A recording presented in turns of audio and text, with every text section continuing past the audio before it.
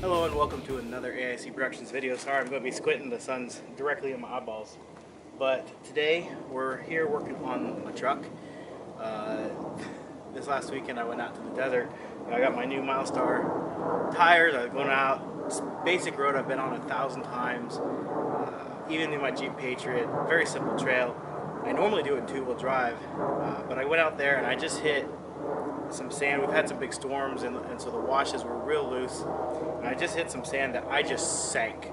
I went from being on top of the sand to being buried up to my rear axle in about a 1/16 of a second. It happened like that.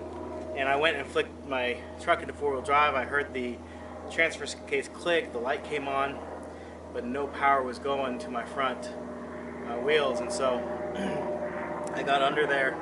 I just left it in drive because I was down to my axle. My rear tires were spinning, touching nothing. And so I just put it in four-wheel drive and came out and looked, and the front drive shaft was spinning, but the wheels weren't getting any power.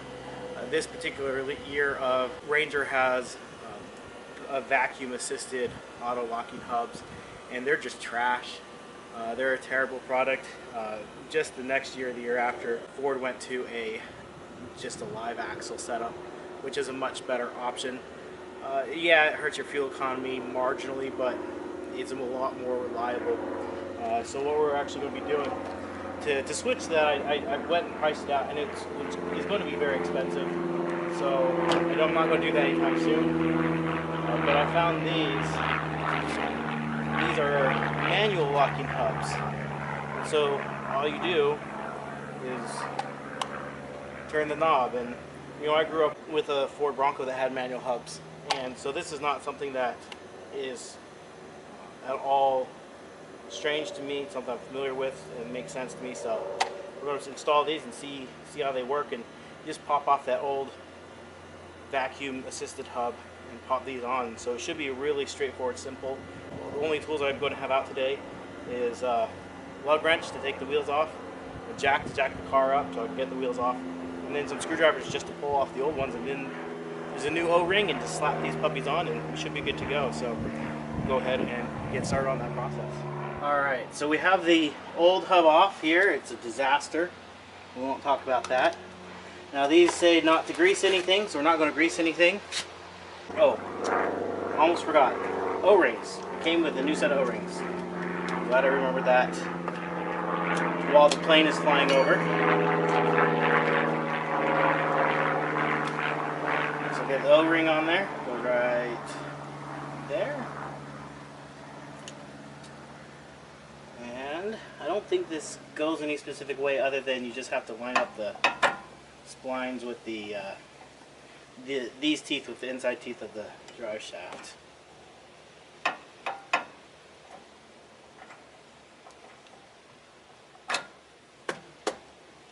And that is literally it.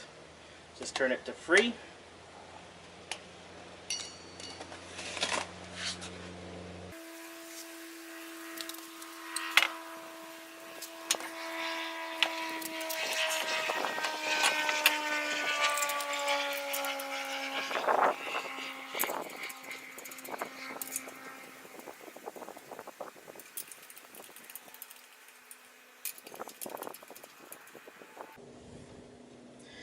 Now, just looking at this, it's a little bit more open around that than I'd like it to be.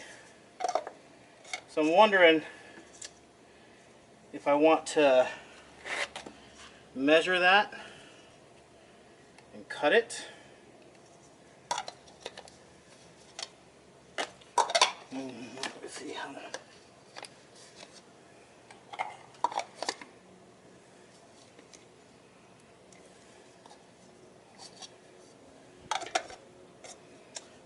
I'm gonna have to take a look at that because I don't like how open that is. It feels kind of exposed. Let me adjust the camera. Alright. You see just how much of the brake caliper and stuff is showing. I guess it's not that big a deal, but I may come back and address this another time because I guess those caps really don't protect it all that well anyways. We'll see. I haven't made a decision on that. since I just am noticing this, but for now, this is what we're going to stick with. So, alright, let's tighten these lug nuts up and go to the other side. Alright, so I just want to show how I'm taking these old vacuum hubs off. So I did a video a while back on doing this, and I showed using like baling wire to get it under each one of these, and totally unnecessary.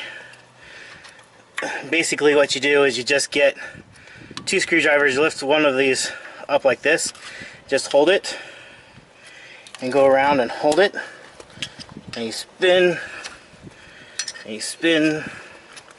Some of these are broken, and they were broken when I bought the car, so I didn't do that. And you just keep going around, and it will just come right off. Kind of just get to a point where you can just yank it off. It's extra greasy from the last time I did work on this, so a little bit harder for me just to pull it off. Oh, we're almost there. Almost there.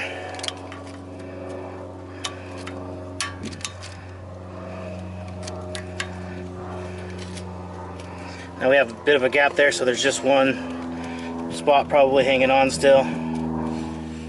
Looks like it might be right here. There we go. And it just comes right off. No need to do that whole baling wire thing. It's unnecessary. I'm going to clean this up. So give me a minute, get a rag. Be right back. I'm just going to clean up this old grease.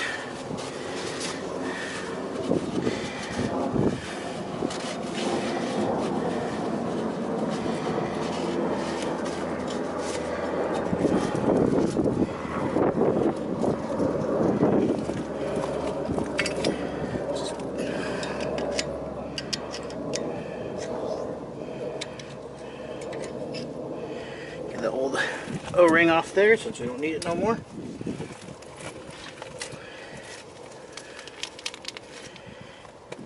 Get the new one. Came with the kit.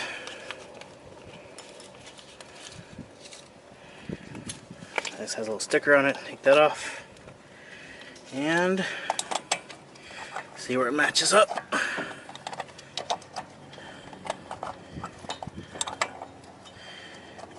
Oh, not quite. I think there's some sort of tooth or something on here that matches up with the grooves on this. I don't know what that is. I can't tell the difference with my eyes on any of these. So there we go. And it just pops right on. Make sure all the teeth get in there. Make sure this is set to free. And that's it. It's as easy as that to fix this problem. Instead of trying to trace down vacuum lines, and man, are my vacuum lines shot. This is just crumbly mess. I'm sure it is leaking somewhere. There's also a gasket that's back behind here that could be replaced, and those are like $150 at my local dealer for a stinking gasket, so $300, where these were $150 and for the pair. And so that's the solution we're going with, and we should be good to go. It'll be a couple weeks before I can try this out, make sure it works, but I'll definitely report back with my results. Anyways, thank you for watching. Hope you have an amazing day.